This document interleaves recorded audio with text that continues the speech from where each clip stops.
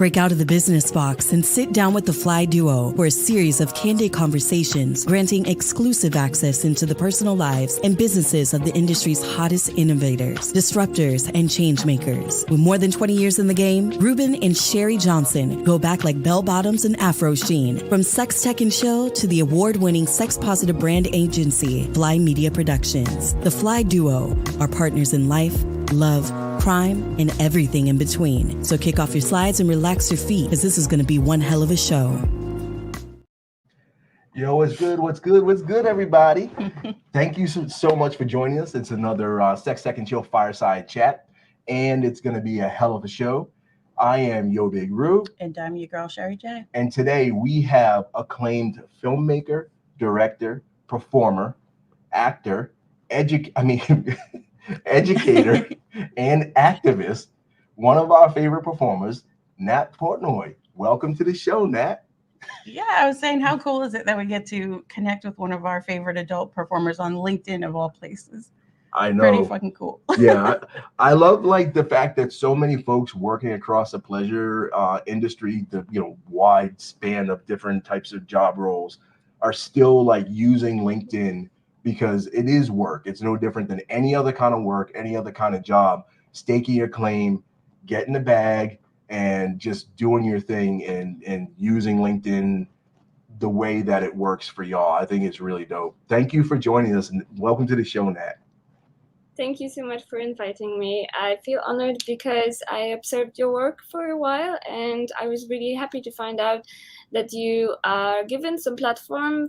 For example, I think through Erica last, I saw that you did some on this porn literacy platform.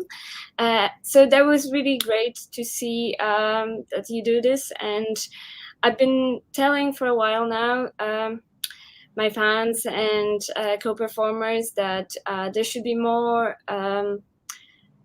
adult entertainers and performers in this sexual well-being and sexual education movements, because we have so many sex therapists, but I feel like it's people like you that should be there present, and people should also recognize that you are part of the porn industry. In a way, right? Yeah, I think it's true. I think that it's great to have different perspectives of all kinds. Like, y'all bring your perspectives from your life experiences. We bring our life experiences. I agree 100%. We need lived experience from all the different sides. And then we also need the professionals who have learned how to deal with our lived experiences. helping folks heal Yes. from their traumas, and helping folks find like holistic wellness and stuff. Yes. And all the entertainment and everything in between. I absolutely But sometimes agree. too, like I really appreciate the lived experiences, because a lot of things you just don't know until you've been through it. Yeah, you can't fake it till you make it. Yes. It's just it's real or it's not, or it's phony. Yeah. So speaking of which, let's jump right into the questions, if Absolutely. that's okay. So now I want to start with like your younger years. You said during a recent interview that when you were younger, you had all these preconceived ideas of who you were, and you talked about how much pressure that was. I can relate. Can you share a little bit about what your self-discovery journey has been like, and how getting into adult filmmaking gave you a sense of liberation? So, first of all, porn industry have been a really positive experience for me. At the same time, I know that it's not the case for every single performer. I think I was really lucky to be born in old times, long ago. Still, young enough to be able to join this alternative porn umbrella with alternative companies, and also in Europe that do a lot of solo masturbation videos, which I don't think it's even that popular in US to hire performers to just do that on the set. But but that's the specific thing about European scene. And this was when I started looking into it, and there were so many of these companies, and I was surprised because I always associated porn with something painful and not really about self-discovery. I don't like to stigmatize mainstream. I think there can be some potential in mainstream, but my notion of mainstream porn was not great, and that was a positive surprise. And I also realized it can be a tool of self-discovery, because the companies I started working with insisted that I try to really relax and engage with myself and experience real pleasure and orgasm, and at least try. So that was nice, because there wasn't really a terror of you have to orgasm for real, because that's hard when somebody give you command. But yeah, they said, like, just try and take your time, and we will just film.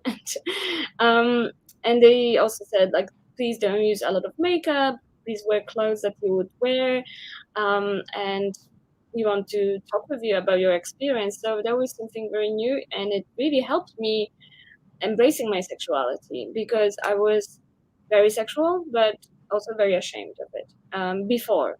So porn kind of enforced um, this self-liberation process, and was essentially very therapeutic for me. And that is also because this was work settings, and I felt accepted. I was requested. It wasn't me pushing to be on set. They offered, they said, we like it, our audience will love it, and that was it. Like, instant validation. I felt, if I'm enough for this, I don't have to question myself. I don't have to wonder if I'm sexy enough, attractive enough. They already paid me. Like, there's already a deal. So there was this really simple yet brilliant mechanism of, yeah, this is work, so I don't have to question myself. And they would tell me that they are happy with what I do, and if they needed me to, I don't know, maybe take it longer, or be slower, that was great to have that communication. So this was also very controlled environment. I never felt scared or threatened or forced or just uncomfortable. So yeah, it was also a different side of sexuality for me, where people would ask me about my preferences and boundaries a lot. So there's many factors leading to this experience being liberating and also very pleasant. And another point of this is that there's no rejection in porn. So once the performers see your photo, profile, whatever that there is out there, the company asks them, hey, would you like to work with this person? They say yes. They ask me the same thing. And if they have a match, it's all good. Nobody will ever, I mean, that never happened to me, that performers saw me for the first time and they said, oh, no, thanks, bye. So it was such a relief to have that certainty that I will be intimate with someone and I won't have to wonder if this person actually likes me. Sorry, that was long, but just wanted to put it out there. Yeah, that's much appreciated. I think when you talk about the liberation side, you also talked about on another recent interview how you once hated porn because of a grammar school experience. And I just have to say, I really appreciated just the fact that you once hated porn and now you're doing porn. Because I once hated it too, but for me it was like, religious trauma related upbringing and all that. But I did also get a sense of liberation just from watching it and watching folks like you and Callie and all of them. Like, I was pleasantly surprised by how much better it made me feel about myself. And instead of making, maybe I should frame it like the new school porn, I'm like a big fan of, more so than the old school porn. And it has come such a long way in helping all of us, like, just feel better about ourselves and accepted for who we are. And I think that is part of why I've learned to embrace it. But for other people who haven't yet gotten there, or who also, like me, was petrified that it would ruined my relationship, and I hesitated to embrace it for a long time. What advice might you have for people who are going through similar experiences, or who might be struggling with that religiously imposed feelings of shame?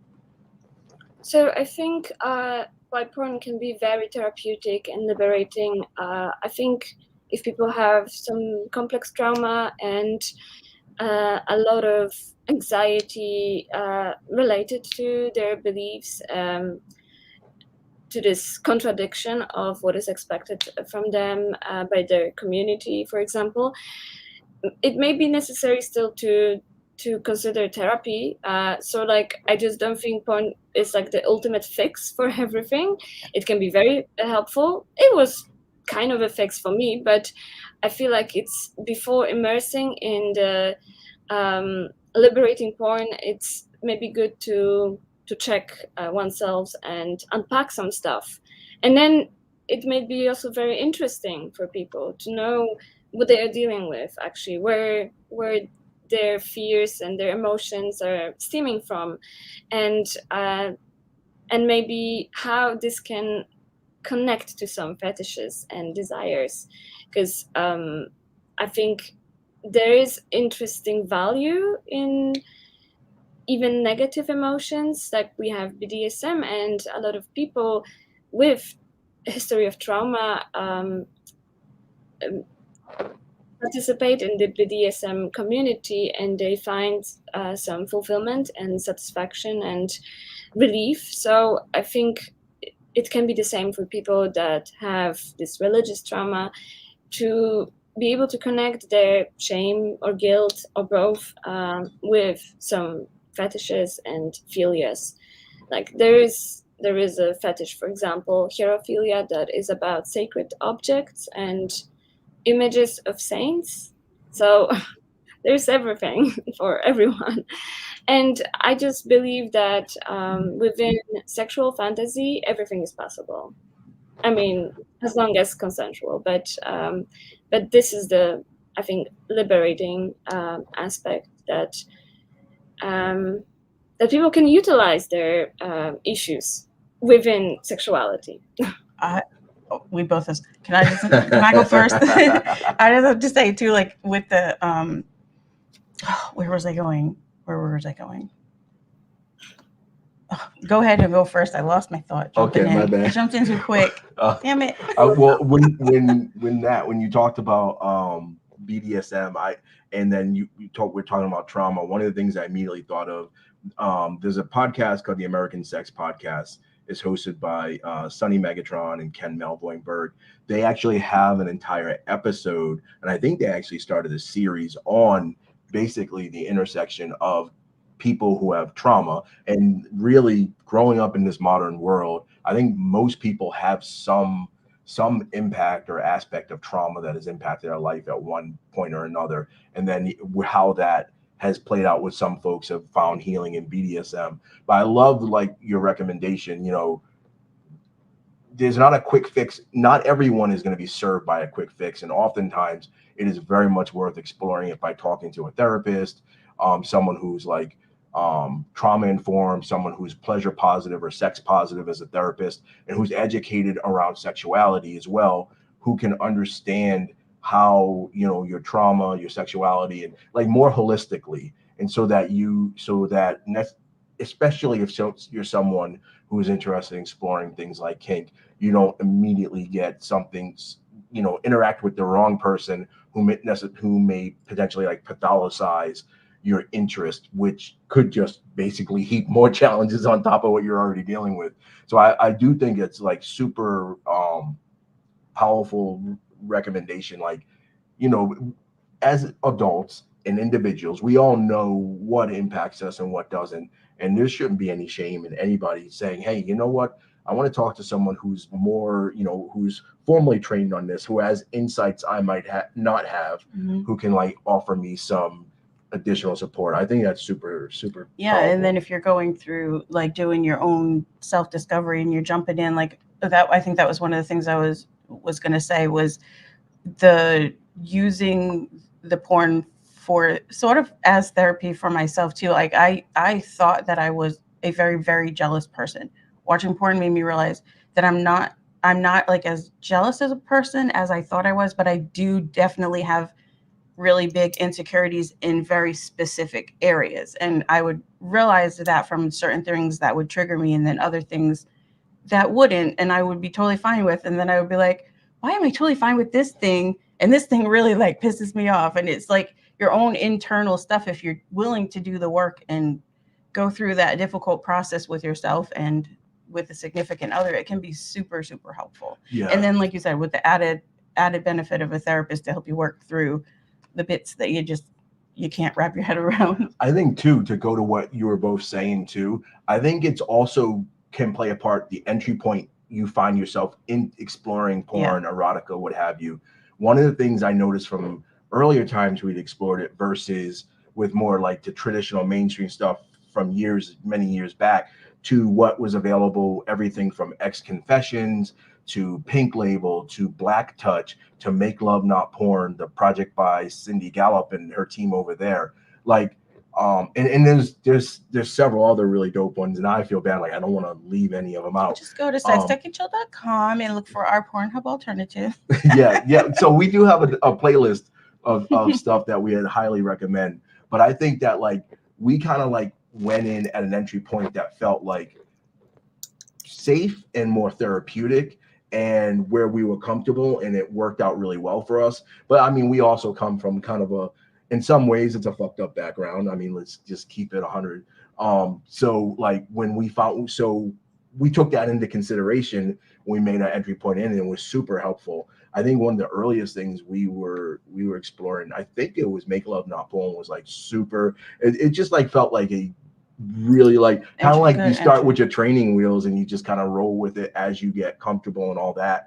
And then I know like that's probably why I'm such a huge fan of a lot of the stuff from X Confessions and the team at Erica Lusk, because they got all those different platforms with the different names. But X Confessions is one that like we've always been a fan of.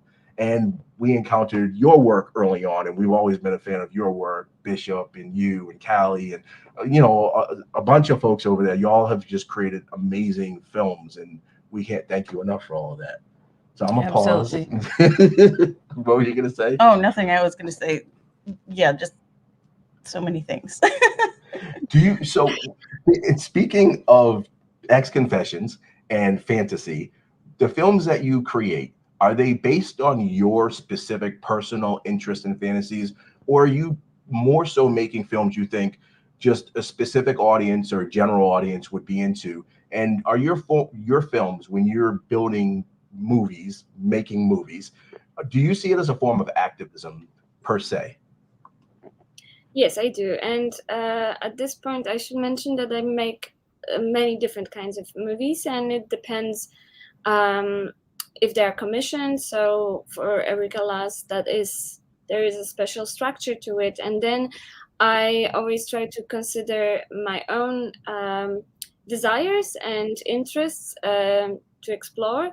And if it will sell and if people will enjoy watching it, because I think having a background in fine arts and graphic design, I learned that you can surely do pleasant art for yourself, but for me, the real pleasure is to connect with others. So I like to consider potential viewers, subscribers, and people who would pay for it. There's something good in it, knowing that that people like it enough or were interested enough to pay.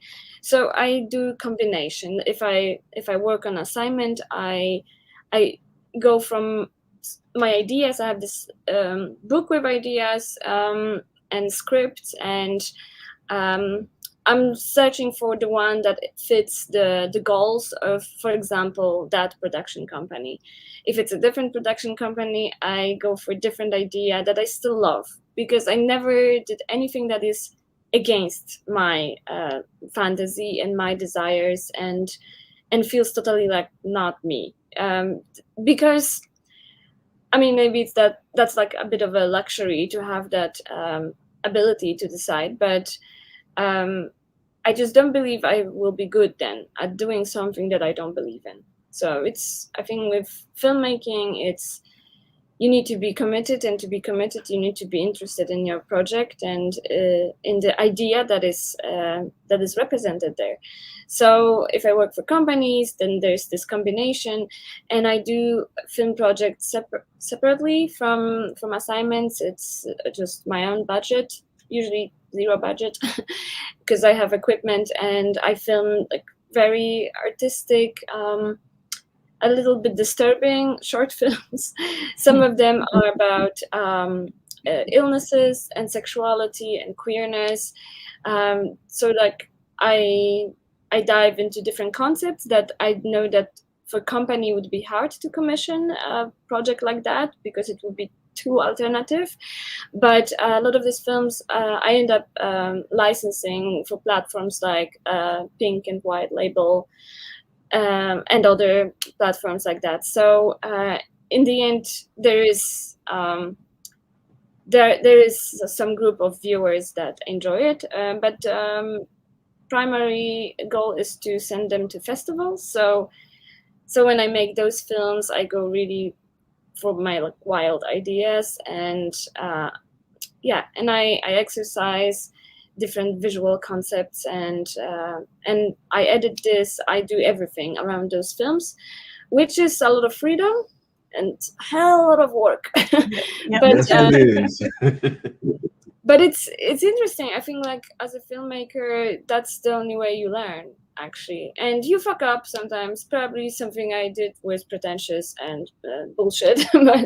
but people also have a more forgiving attitude because they know those are like short films screened at some festivals together with 15 other films on the block. So there's some nice freedom aspect in this, that it doesn't have to be perfect, that it's about transferring this desire, something that people will be moved by, but it's not about perfection. When I do stuff for companies, it have to be perfect. So, and I enjoy both processes. So it's that's how it works. And I often consider what people may think about it and how much they would like it. I often ask my friends, like close friends, that I'm not afraid that they will steal the ideas. And I also talk to sex workers because I really think that it's important how they are represented, if they're represented there, and if they would enjoy this kind of display of sexuality.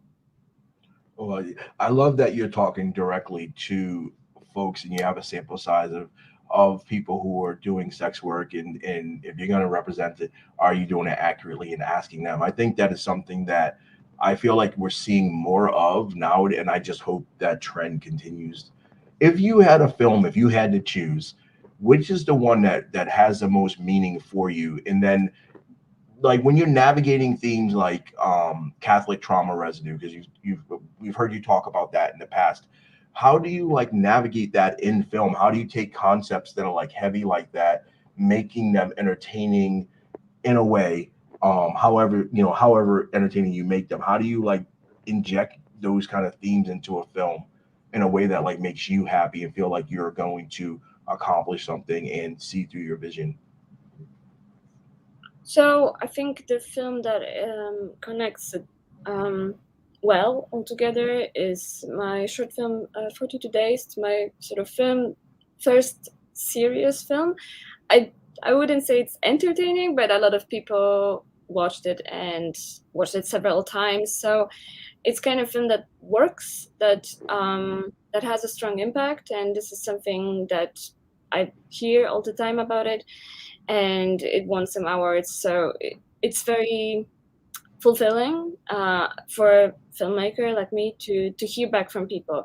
To be honest, it's what they connect with that matters to me. So I can have my opinion about the film, but it's the reaction from people that I get that really matters to me. And then I make these short films about a nun, like a medieval nun, So I'm playing this nun, and she's discovering her sexuality. So like I have this costume and a wooden cross, and in these films, it's just I'm innocent. There's no fetishization of nun per se, or fetishization of religion, as in there's no modern objects. I really like to keep it pure and to give this authentic impression of someone exploring their sexuality in this settings of monastery or whatever non-situation is that, and it's more about that, about the innocence and about the overwhelming desire. And I think this is the entertaining part of this, using shame and guilt in that, because this nun, she has a dilemma. She's taking time before deciding whether she's gonna masturbate or not on this 200 years old tree. And so I like to do some acting as well. I feel like this is really hard. This is what I appreciate in porn films, where there's some intro, where there's not immediately jumping into sexual activity, but you can imagine what this person feels, and it gives you some nice teasing and some introduction into this the scene. So this is also something that I think it's a good trick that I found to represent those religious dilemmas and to make it entertaining and to make it good looking. So those films are also often on festivals, and it's going to be now in San Francisco Porn Film Festival, the one with Nun and Tree. So I want to continue this series. This is, in fact, a series. So there will be more like episodes. So this is something that I really enjoy doing, and going in depth with sexuality. So in the future, I hope I get to work with people on this, more people, maybe also who have different religious beliefs, so we can explore it together. Because my background is, well, conservative Catholic religion, and that's what I know, and that's why I make films related to that. But it would be interesting to collaborate with people with a bit different background. Have you had challenges like because you're dealing with religious themes and you're dealing with something like sexuality and bringing them together, and then because your background with Catholicism, have you, and then you don't know who other cast members' background might be, when you're dealing with topics like religion, do you think about, like, when you're thinking about who might be the cast of performers, does like what their background is like kind of play into how you think about casting them, or who may or may not be a good fit? Can you talk a little bit about that? Because I'm super intrigued by that, having come out of a super restrictive religious culture ourselves, and knowing how hard it was for us to get out of that. I'm very intrigued to learn more about how navigating all those kind of themes has been like for you, navigating the theme itself, talking about it in a story and film, and then like building a cast of other performers and people to build a film with you. Like, can you talk a little bit about that, what that experience has been like? I know that's like 100 questions in one question, so go with it wherever you want to. No, I'm happy to answer. It's a very good question. I just wanted to say that I appreciate that you admitting that you also come from conservative religious background. If I may ask, like, which religion sort of stream, or like where in what you were immersed when you were kids, I guess. Yeah. So I wish it was just childhood. We were raised as in a fundamentalist Christian group called the Jehovah's Witnesses, super restrictive, very closed-minded, very fundamentalist. So and incredibly strict. Like, it's hard to explain how strict. If you know, you know. But yeah, that was, and it took us a long time to get out of it, unfortunately. Yeah, we didn't get out till our mid-30s. Yeah, so we were in there for a long time. But yeah, that's where we came from. So when we got out, we made the choice to not only, free our minds afterward, which took quite some time, but also try to do work to dismantle how these groups are allowed to harm other people, and let people know, hey, you've got the freedom of choice.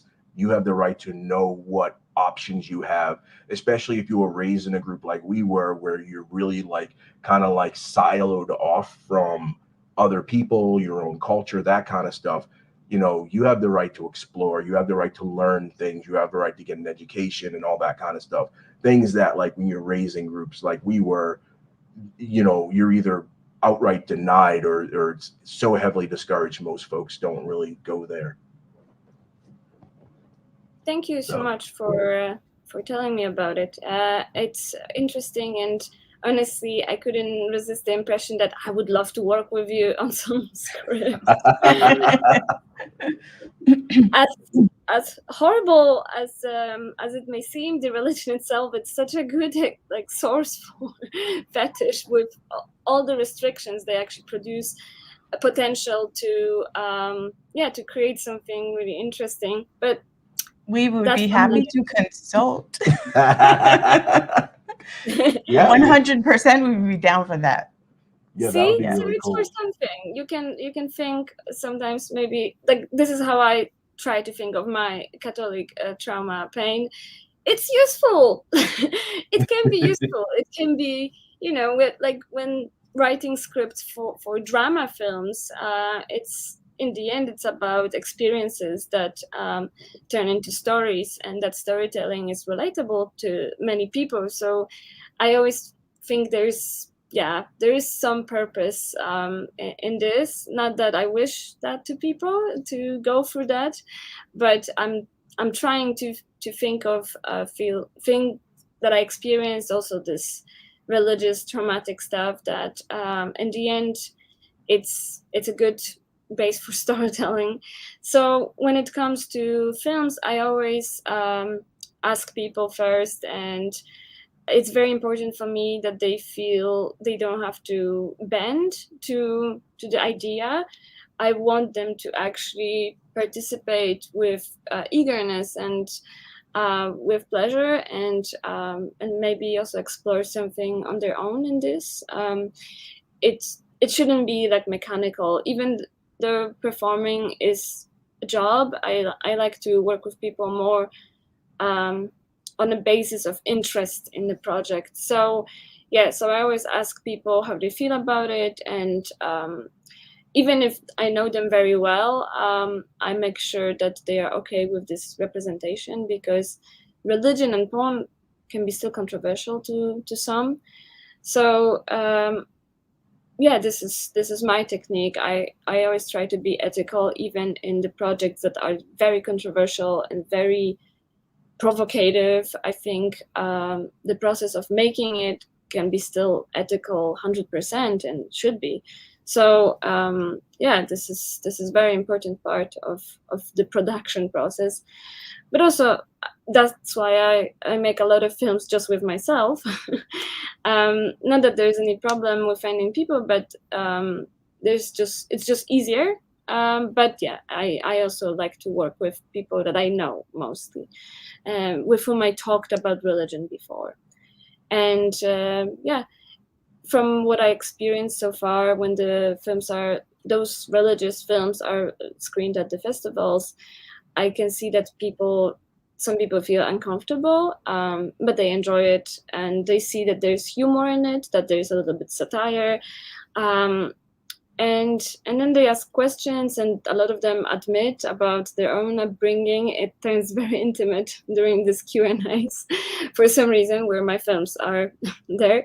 So that is actually really satisfying. And what is my goal? To connect people, for my films to be this element of connection and communication.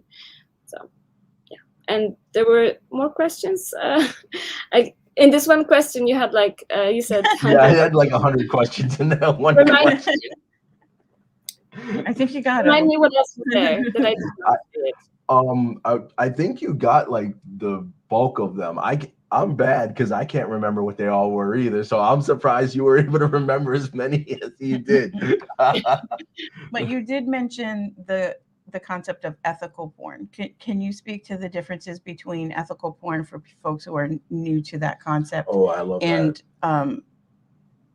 like other forms of porn? And then also, do you have any ethical studios or platforms that you recommend or that might be missing from our Pornhub alternatives playlist? So yeah, ethical porn, how I mostly explain to people, it comes under umbrella of alternative porn, and it's sort of parallel to also feminist porn and like natural porn. There are different kinds, but ethical porn is also something that relates to the practice of production. So it's not as much about script itself as about attitude and approach and basics, like performers making the same amount of money for the scene, being tested and seeing their tests beforehand. It's also about ethical and fair treatment, fair working conditions. To me, it's about giving heads up. As a performer myself, this is what, to me, that's basic of ethical treatment, that I know what to expect and I can make informed decision. Not that I'm surprised with some craziness on set and I just have to comply with it to not make a scene. So I think this is very important, and also that the scripts are not exploiting group of people in a way that is, well, just not exploiting in general. But I'm trying to say that there is no ableism, no racism, no sexism, as in the message of the film is not doing that. And but it explores different dynamics between people, and so that's what ethical porn is for me. That it's about kind of basic humanity things and basic fair working conditions. Yeah, I love that definition. I think because here in the United States with the upcoming election, and one of the things that has come to light here is the conservative administration has a project that's kind of like their guiding light for their term should they win, and it's underneath the helm of a title called Project 2025. And one of the things that they're trying to do, one of the stated purposes within that, is to ban consuming porn, making porn, distributing porn, as well as banning contraception. They've already they're already working on banning abortion, and then banning significantly curtailing sexuality between people who are not heterosexual married couples underneath like the the so-called nuclear family structure, which obviously if anyone's paying attention, they should be concerned. That that is really concerning.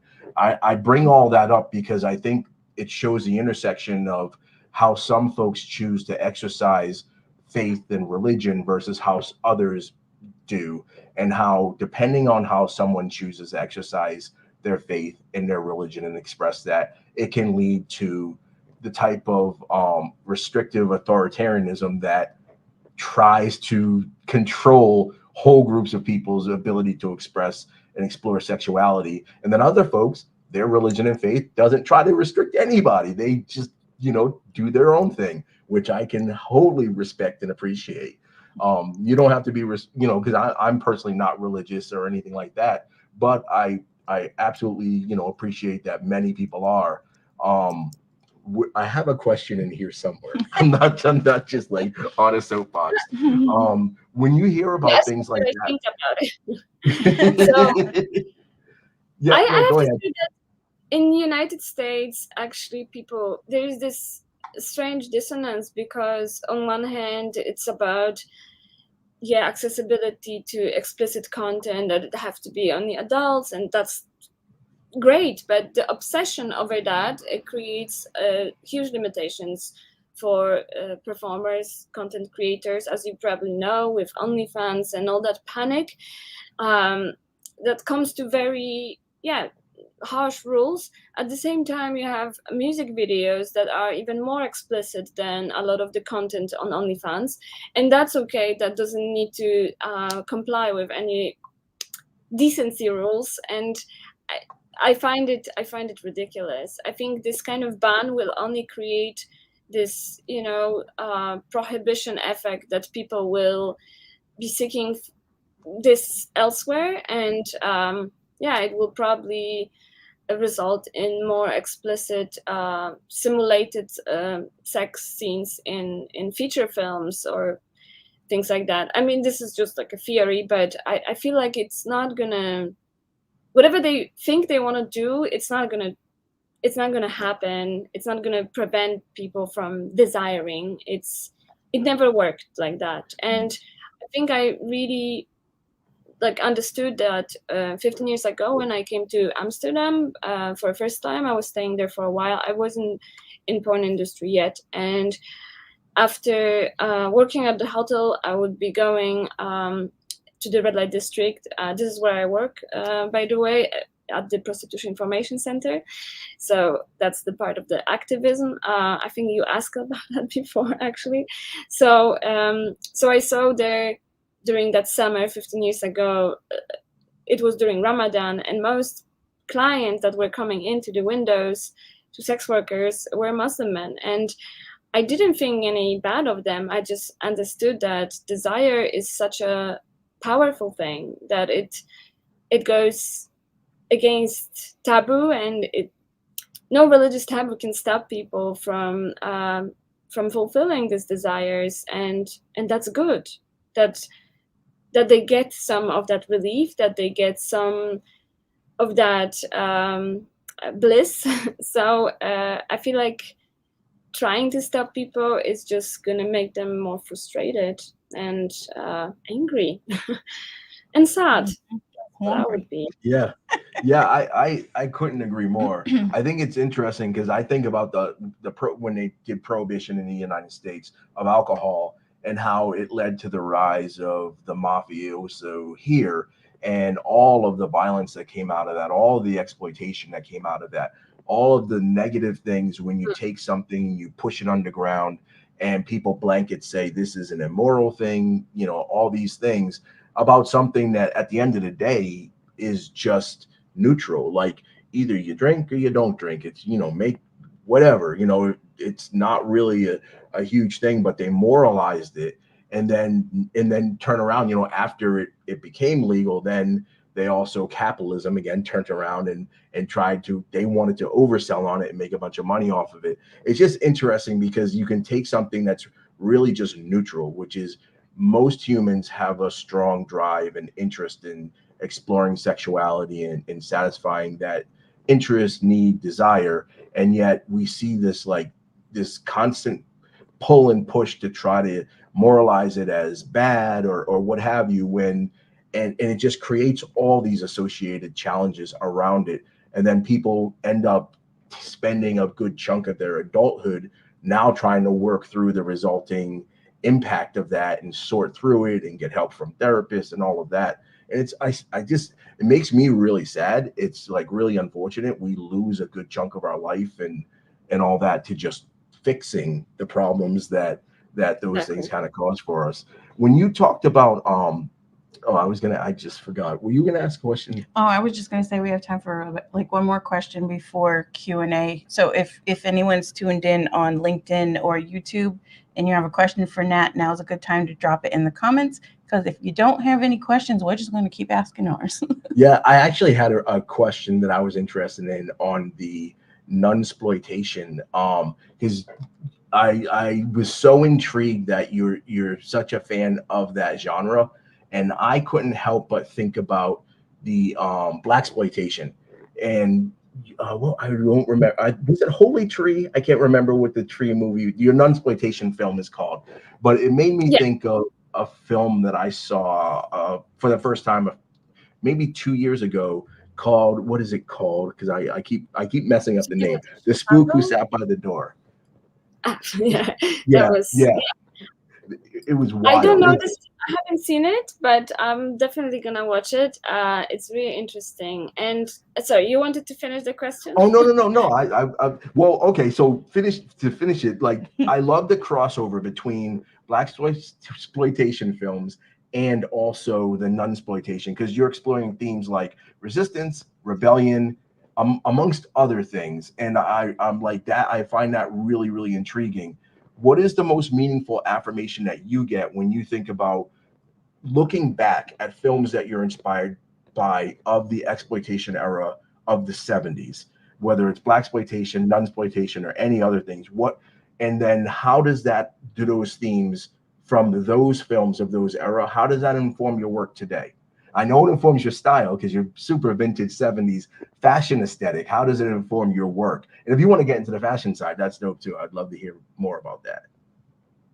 So I think what I find, first of all, appealing in exploitation film genre is this freedom of expression. I can even picture some of these people being like, I just really want to make a porn version of Red Riding Hood, and they just go for it. And I think this is amazing, and it's not meaningless. There are meanings, and the sexuality actually existed in the original version of Red Riding Hood.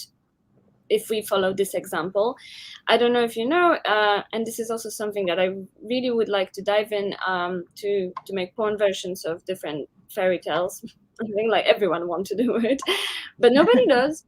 Like I'm not seeing many modern examples that are like really cool and enjoyable and well done, because costumes costs. But the original versions of a lot of storytellings are very sexual in nature. There's also a lot of violence in the Red Riding Hood. I think the sort of medieval and even before that versions had the main character engaging in relationship with wolf.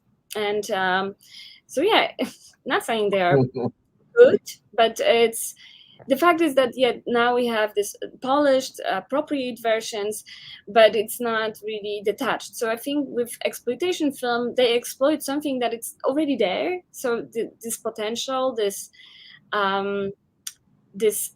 interesting values and interesting context. So the fact that they just go for it, that they fulfill their fantasies, and that they speak of something that it's very hard to speak of in many ways, because it's controversial. So with nunsploitation, that is the religion, and with other kinds, other genres, it's also sexism. There are these films that center attractive young women that take revenge after like assault or something, and that is I think of Pam Grier. Yeah, so I didn't mean to cut you off. It made me think of Pam Grier, like from Foxy Mama, Black Mama, White Mama, and like a bunch of her other films. I can't help but think about that. Anyway, I'm listening. Sorry, my bad. Cut you off. No, that's great. And also for me, like I'm writing down some of the stuff you're saying because I don't know everything, but I feel like this freedom in creation and representing sexuality is precious, because I think it's really giving good results when people feel like this strong desire to show something without overly censoring and overthinking the final effect, a final result of this, without trying to be too sublime about porn. So then, 80s and 90s, I feel like the porn became a little bit, more pretentious in a way. And also it was about mass production. So with exploitation film, it's just wild. It feels very honest in a way, even though there's a lot of fantasy and role playing, it does feel honest to me.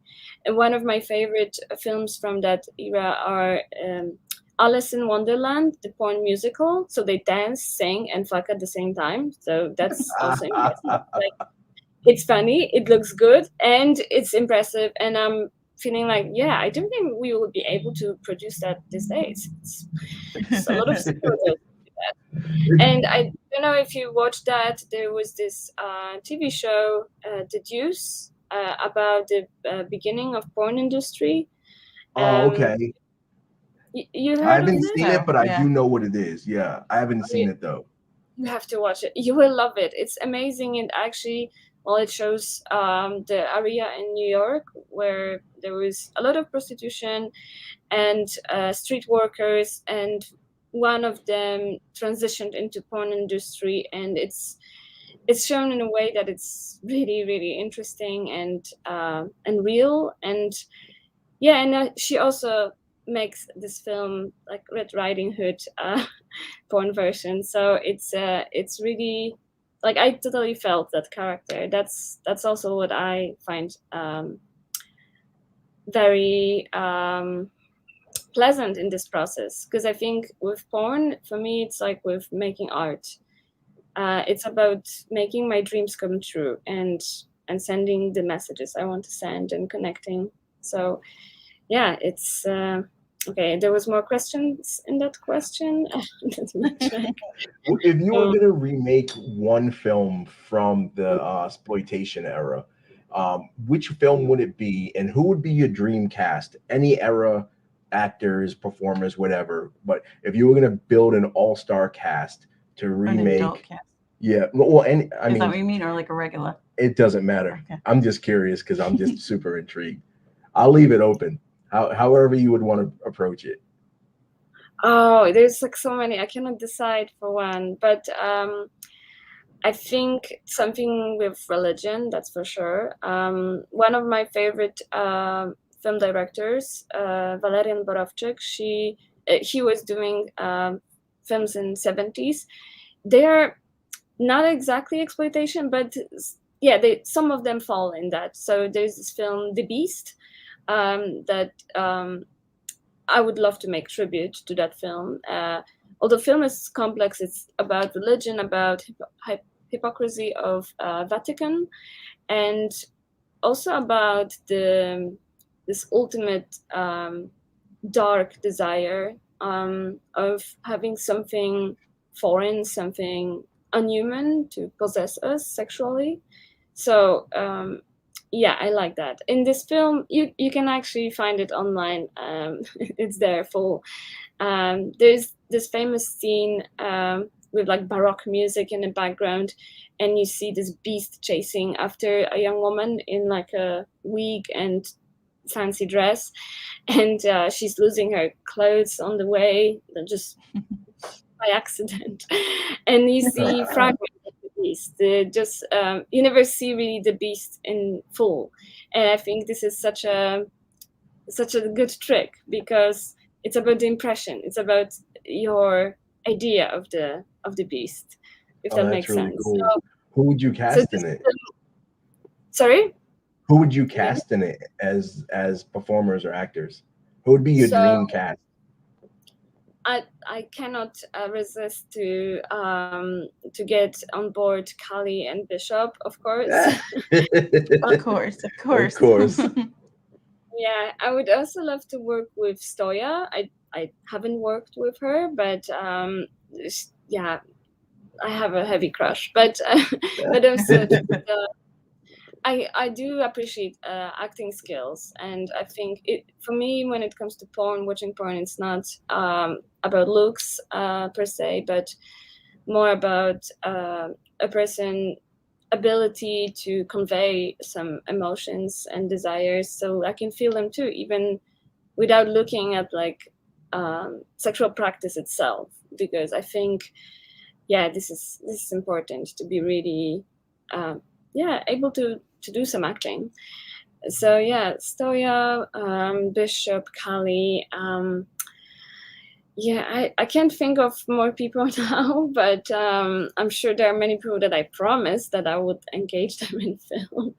I became more selective with engaging porn performers in my productions, though, because it can be a mistake. It's good to be selective. I mean, as a person from the community, marginalized community, I want to share. I want to give people platform. I want to lift them up. But it's not always good idea to just give the resources without thinking if this person actually can commit to the project and be reliable. So for me, there's this desire to cast many people, but then I would have to really think through who deserves it and who can pull it off. So yeah, that's the thought. I'm very selective, very picky in the end. That is actually a really good segue to our last question, and we have to squeeze it in before you tell folks where they can find you and your work and everything. So in a recent interview, we heard you talk about keeping a notebook to document your experiences with different people from different backgrounds. Can you tell us what type of things you were documenting and what insights you gained? And are you still documenting these things? Sherri Lane, way in. Like, Super intrigued. Please fill us in. So initially, this was really to keep the track with my sexual escapades, because after my first serious relationship where I was faithful, I kind of went on. I became mad with exploration. I was really curious. I think I had this idea before that I will be with the same person forever, and then there was reality. But I was very curious. So I felt, if I'm not with this one person that I loved forever, I want to know how it is with everyone. And after like some dozens, I kind of started losing track. So like I started writing down, and it would be about nationality and about like religious background or non-religious. So I noticed there are some, it's about generalization, but still that there are some traits, for example, with religious people, and I think it may be in the podcast, in other podcast episode, but that those religious people tend to be very passionate, but also like losing themselves in the act, because for them sexuality, it's not something entirely logical. And that is also about people who were not religious but were from religious background, if that makes sense. So I believe that you never really totally set free from that, because it's a part of your identity in a way, also exiting the religious community.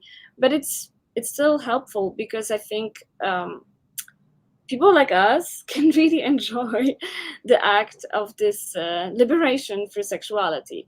While, according to my notes, a lot of this Western European, like Germans, for example, who were raised without impact of religion, they had sometimes very clinical attitude towards sex. For them, it was about logic. So when sex is good, it's good when there is speed, duration, frequency, and everything is shaven and clear and very healthy looking. So it's it's a bit it was still good sex. So that's why I was making these notes. It wasn't about judging or bashing one group against the other, but about observing these tendencies. And it was also entertaining for me. It still is to read those notes that Scottish lads, very loud.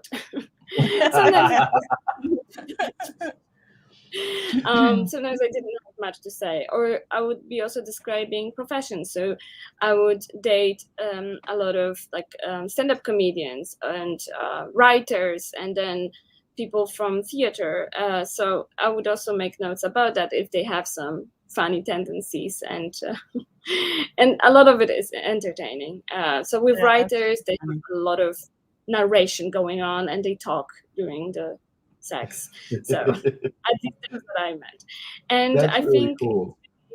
It's really cool to have a diary. I would recommend to everyone to run. There's a book in there. Yeah, that would be a very That'd be intriguing super cool. book. Yeah. Sex diary is something that people should do in general, because I feel like it's this part of life that people tend to push aside, that it's just for the untamed desire. But it's good to make notes. I also make notes like when I had orgasm, and so then I know if there is some deficiency. happen. Oh, that's really cool. I hate to cut you off because we're having a great time talking to you. We literally just hit time. Can you tell to wrap us up? Can you tell folks what you have coming up in the near future? Where can people find you online? And that all that kind of good stuff. How can they support you and all of that? So I have Linktree. So when they go to my profile on Instagram, Nat Portnoy, in the bio there's link to my Linktree, and in Linktree there's a lot of different things. There are sections with art, with films I'm in, with films I made, so people can check this stuff. All of it has trailers for free, so they don't have to buy something they don't see. And I have also films there that I license at platforms like Pink Label. So it would be great if people watched some of that and help that platform and help me at the same time. So this is something that it's out there already. If they are curious about my art, it's also there. If they are interested in booking consultation about sexual well-being and creating explicit content, this is also something that I offer. There's a website for that. So there's a variety of things in that Linktree. And at the moment, I'm working on few scripts that I want to pitch very soon, and sort of get back on a horse with the producing and directing. And at the same time, I'm very engaged with activism for sex workers' rights, and I just started a campaign because I'm part of the community in Amsterdam, and I work at the Prostitution Information Center. This is where I give information to everyone who is interested about sex work, also to sex workers. So I'm working on that a lot. So if any of the people that listen right now are in Amsterdam and they find themselves close to Red Light District, they should come over. The place is open from Wednesday to Saturday from 12 to 5, and they can also book like a lecture discussion. So yeah, that would be nice to to have them come over. So I think that's it. And what is your Linktree domain name or URL? It's Nat Portnoy. Okay. So I always forget Instagram. But yeah, it's there in a Instagram. So they just need to click. And sorry, I just shortly want to say that there's many great like production companies, because I think you asked before if I have like recommendations for like alternatives to Pornhub. So I always gonna recommend Erika Lust. There's also great smaller companies like Altshift. So this is a duo from UK. I work with them many times. I love working with them. They're amazing. They have really great concepts. The film that we made together won some awards. It's about possession and a nun, obviously. There are also some creators like Kate Sinclair from Sinclair, and Jennifer Lyon Bell from Blue Artichoke, and who else? Joyber, the UK glamorous porn company, pretty good. Miss Naughty from Bright Desire, and Aorta Films, really great stuff. So a lot of these things are on Pink Label TV, and also Afterglow. I really like their stuff. So yeah, many small production companies, but really great stuff. It's just beautiful. There's a few of them on our Pornhub alternatives list, and a few of them I haven't heard of, so we'll have to definitely check out. Yeah, that's dope. Nat, thank you so much for joining us today. Like, it was a pleasure to talk with you. I'm so glad we got a chance to like meet you in person. Like you're just fun to talk to. Thank you so much. And I'm hoping we get a chance to do this with you again and hang out with you. And I'm hoping we can bring together like the little squad and you and Callie and Bishop at the same time and have a dope conversation. Like, let's make that dream team happen. But Yes. it was great talking to you. Thank you so much. Thank you so much for inviting me. Oh, you're so welcome. You're very, very welcome. For everyone who's watching on LinkedIn, YouTube, and whatnot, good stuff. Thank you for joining us. We appreciate you coming by and spending your lunch break with us, or depending on your time zone, your evening with us, or your early morning. If you would like more content like this, you can find go to our website, sextechandchill.com. You can find us on LinkedIn and across the socials at SexTech&Chill. If you would like to keep up with Sherri and I and see our appearances or whatever kind of good stuff we're doing, head on over to FlyDuo.com. And if you're looking for help to get your brand right, if you want to do digital brand experience, or if you're looking for help with some sort of brand campaign or that kind of good stuff, we can hook your brand up and get things right. And to do that, you can head over to flymediaproductions.com.